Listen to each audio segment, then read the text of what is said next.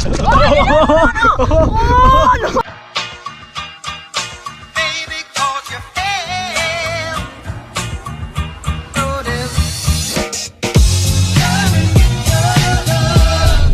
นนี้เราจะไปบาลือหรือบาลือไม่อย่างบาลือเป็นทะเลบาลือเป็นทะเลนะเราเคยไปคือกัน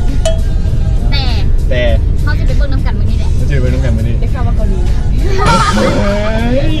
วันนี้เขาอยู่ที่วิ่งกันเนาะแม็กอันนี้คนนำเที่ยวเขาแก๊งนำเที่ยวอยู่วิ่งเนาะเขาขี่รถมาแต่ฮานอย500 กิโลเพื่อที่จะมาเที่ยวเขาเจ้าให้เขาเจ้าพาไปลินมาวันนี้เขาจะพาไปลินใส่เงี้ยบึดคันหนึ่งเลยเดี๋ยวน้ำซื้อกันน้อยนึงเบนเดอร์มีเดอร์กูด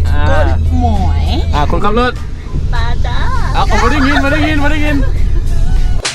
ปาจ้าก็ยังสอนกดปอแบบลองเบิ่งหมวยจ้า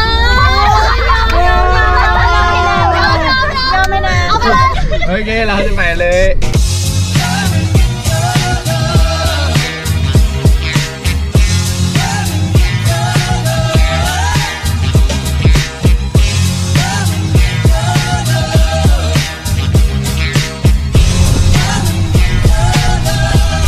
นั่งชิวๆคิดหาไอเดียถ่ายรูปส่วนหมู่อยู่ทางบ้านให้มาลินนี่เด้อส่วนค่อยมายังได้เป็นต้องโขคนเขาจะมาลินวิ่งกับมาตินในไลน์เข้าใจบ่ยูวิ่งถึงว่าบ่มีแนวลินอย่างไรแต่รับรองว่ามาวิ่งสิ่งที่ได้กลับไปคือความดำก็อีหลีถึงว่าบอดลินมันสิบ่หลายไม่อย่างขนาดถ้ามาลินขนาดกะสิพาไปลินด้วยใจดวงน้อยๆนี่แหละ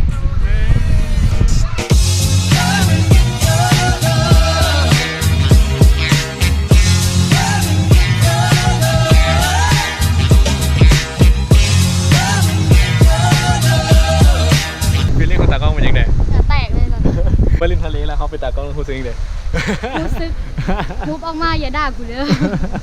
แล้วสัมภาษณ์มาเดี๋ยวรู้สึกยังไงกูถ่ายคู่ให้รู้สึกว่ามันเป็นการเล่นด้อมอย่างหนึ่งเนาะเข้ามูว่ามันเชี่ยวมาเป็นจังไดถ่ายแต่ก่อนอย่าไปเสื้อมันใส่อาร์ตเองใส่อาร์ต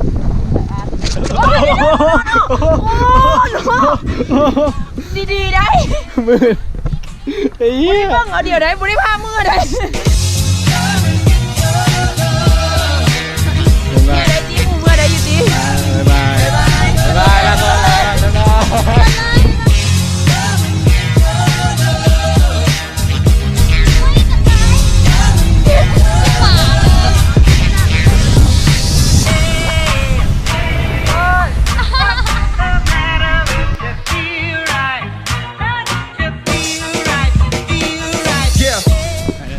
เขาก็พยายามขึ้นหาบทถ่ายรูปที่งามที่สุด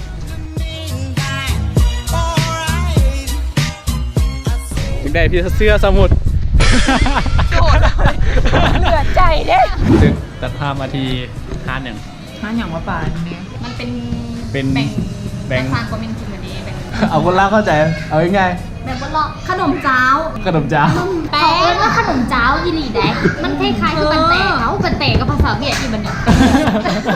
เดี๋ยวถามไม่ได้เป็นหมูด้วยไซแมวเดี๋ยวถามเบิ่งมันที่เป็นยังไงเดี๋ยวถามเบิ่งนั่นแหละ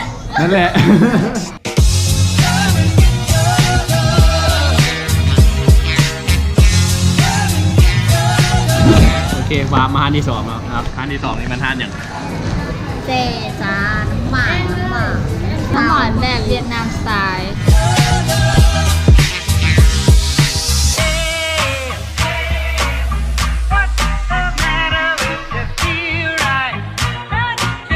เดี๋ยวจะแบบโคตรแท้บ้างมันแซ่บอีหลีเยี่ยโคตรบอลก็แซ่บอีหลีนะบวกแซ่บอีหลีน้ำมาแซ่บ8ต้องมือที่2มือต่อมารู้สึกว่าทางไก่ต้องการคาเฟอีนครับกินกาแฟแล้วตอนนี้เขากำลังมาหาบอลท้ายฮูกยูวิ่งซึ่งว่าเป็นตึกเก่าเนาะมันจะเป็นบอลตึกเก่าเป็นค ล้ายๆคือว่าคล้ายๆคืออยู่ไซงอน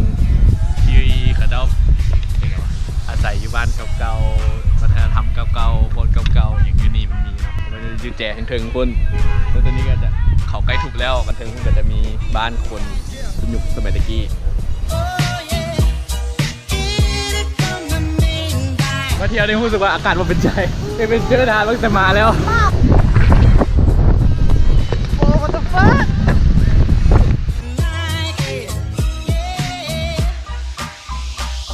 เวลา4 โมงเหมือนบอกตอนนี้4 โมงครึ่งก็คือ7 โมงเนี่ยว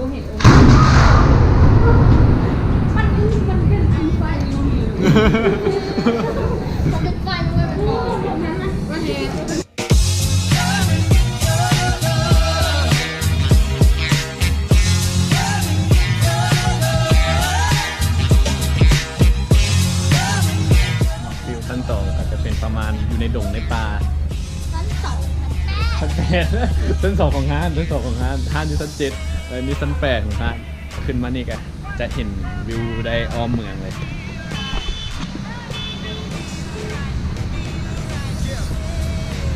แต่บอลตัวนี้เนาะบอลตัวนี้จะเป็นบ้านเก่าๆที่แบบคนอาศัยอยู่นะมันก็จะเป็นประมาณนี้แกมานี่ก็ต้องมาเบิ่งลองมาห้างนี่ให้ได้เนาะ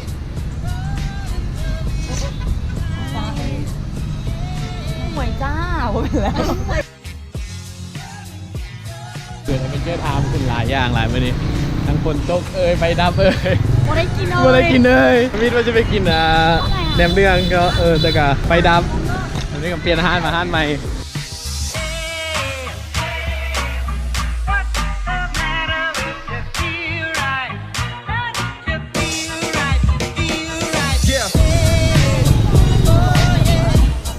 next location เนาะวันนี้เขาก็จะมาปาร์ตี้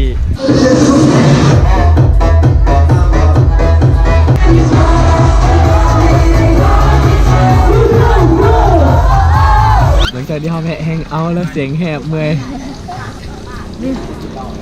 โอเคตัดเข้าสู่บรรยากาศเก่าๆในห้องเหียที่ไปวิ่งนี้ก็คือแบบสุดยอดพอไปเลยว่าโคตรท้าทายมีเรื่องมาให้น่าตื่นเต้นตลอดต้องได้ขอบใจมุ้ยพุ่นนอที่พาไปที่วันนั้นบอลนี่หลายบอลที่ไปแล้วก็ถ่ายได้มาบ่ครบ ตื่นเจอเรื่องปุ๊บแล้วเขาก็แบบไปเลยไม่ได้ถ่ายแล้วก็สลักก็จะถ่ายหูไอ้นี่ก็ได้ไปทะเลได้ไปกินนั่นกินนี่อยู่วิ่งหลายอย่างเนาะแล้วเจอกันเนาะคลิปต่อไปบ๊ายบาย